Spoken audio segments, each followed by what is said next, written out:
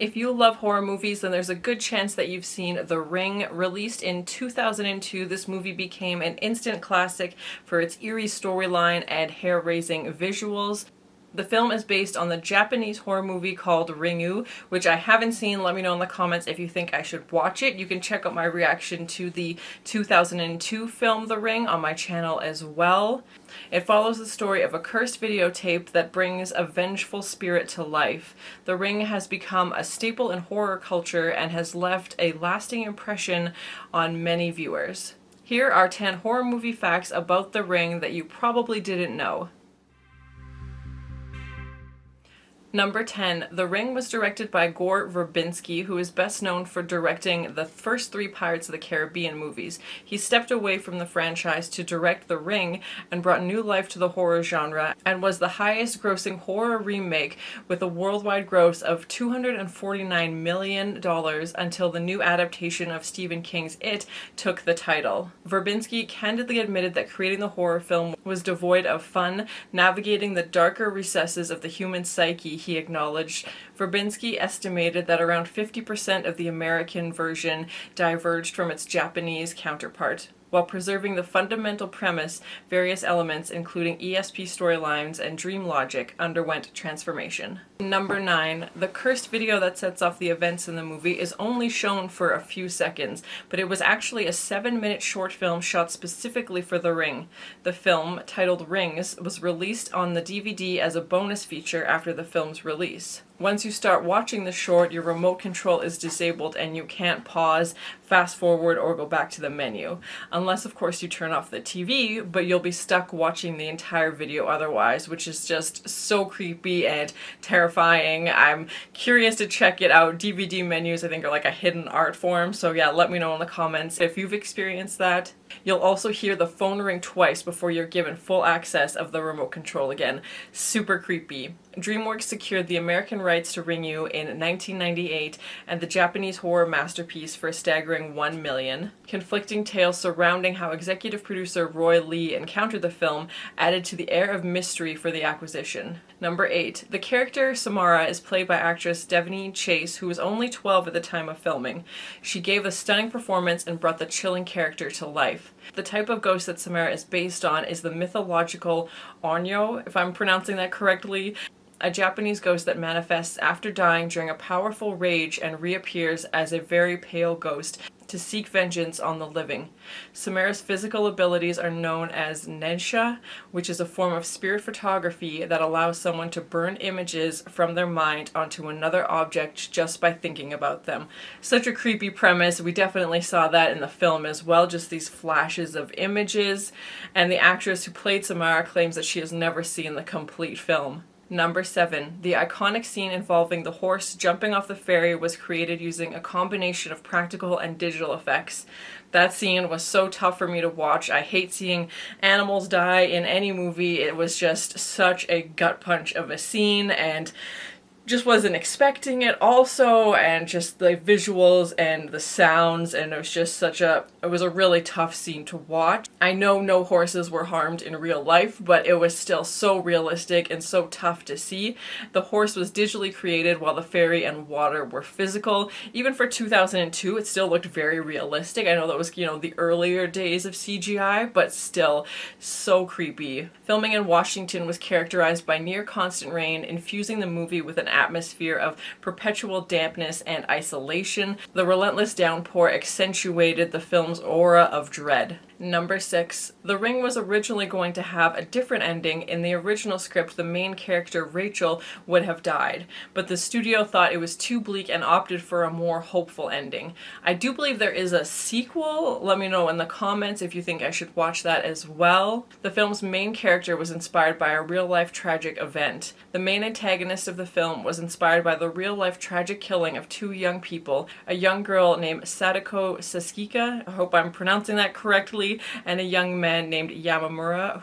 Number 5, there are several moments of foreshadowing in the film to future events to the plot. So spoilers ahead if you haven't, seen it by this point.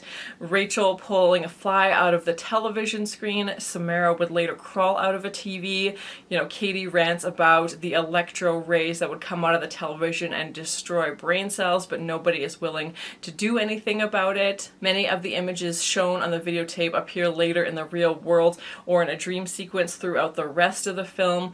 People see the ring shortly before their death. Katie sees the glass rim when she drinks. Noah sees the ring made by a coffee mug. I thought they did a really well, creative job of importing those little ring elements because they're in everyday things that you wouldn't think of, which just makes it creepier, like the coffee mug, for example, or, just all these little elements that can be creepy when obviously you're looking at them that way during the film, but I thought they just did a really good job of incorporating those things without it seeming like over the top. It was just like, oh, and there's another one, and there's another one, but again, they were all things that you would have found, organically. Katie's face becomes blurred when she dies. Everyone else who watches the tape will have their face blurred in the same way in photographs and video footage. When Becca is talking about the cursed videotape, she says there's a woman smiling at you who then sees you through the screen. The Ring has become so popular that it has spawned a whole video franchise of movies and even a short-lived TV series. While the sequels are not as successful as the original, they still manage to scare audiences. Number 4, the Ring soundtrack was created by composer Hans Zimmer, which I was in no way expecting, a big name like that, and he is well known for his work on blockbuster films like The Dark Knight and Inception. His score also, adds this sense of suspense and horror to the film. Music in horror movies is a huge factor in telling the story. Imagine your favorite horror movie with a completely different soundtrack. It just cuts all that tension. It's just these visuals that you need that suspenseful music to help build the scene, and he just does an amazing job. Number 3, The Ring's success led to a surge in popularity of J-horror, Japanese horror in America. Several other J-horror adaptations were made, including The Grudge and Dark Water, which I haven't seen. Let me know in the comments if you think I should watch those. The movie story is based on a Japanese novel called Ring. The Ring is a Hollywood remake of the Japanese movie Ringu. I always try and watch the originals if I can. That didn't happen in this case. I definitely need to watch more foreign horror films. So yeah, let me know in the comments if you want to see a reaction video to that. The Japanese novel Ring was written by Kojo Suzuki in 1991, and the movie adaptation, the Japanese version, was released in 1998, and the movie was a massive blockbuster success in Japan, and obviously inspired the Hollywood version remake of The Ring. DreamWorks crafted a pre-release website called anopenletter.com. I don't know if the website's still up, I'm too scared to check, so let me know if it still exists. To the film's mythology, the cryptic message on the website warned visitors about the consequences of watching the cursed video and adding an interactive layer to the film's promotional strategy. Number 2, the color palette of the film is tinted green to give it this sickly, unnatural color, and the set design was created in such a way that we almost never see a character's shadow, adding another creepy level to the film, like where is the sun? It's very cloudy, overcast, lots of rain, like I mentioned earlier, and deliberate incorporation of circular motifs. The ring, that's the title of the film, and as I mentioned earlier, the coffee cup, from carpet patterns to kitchen knobs, resonate with the film's title, and the symbolism extends the subtle details like Rachel's apartment number, creating this intricate tapestry, and just, I love the thought behind it, the details that went into it, and this creative element that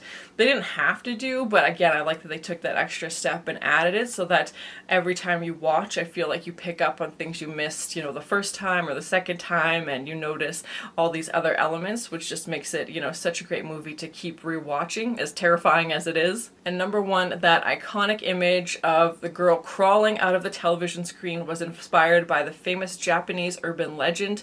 An urban legend states that a woman named Oku was murdered by the samurai and appears on the TV screen at midnight. The legend inspired The Ring's famous scene in which the character, crawls through the TV screen, and so creepy, just so amazing, and just really takes, you know, that horror that you're seeing on the screen, which is, you know, from the videotape, and brings it to real life as she's crawling out of the well and crawls, you know, literally into like your living room, and just terrifying. And I'm imagining it would have been a mix of practical and CGI, something like that, because obviously we have the character continue on the scene once she comes out of the TV. So yeah, let me know in the comments, but just such a pivotal scene. Like if you look up, you know, any photos of the ring, that's one of the most iconic ones that comes up. That scene is so tied to this film and just so creepy, and the black and white image, you know, contrast with the color background as well.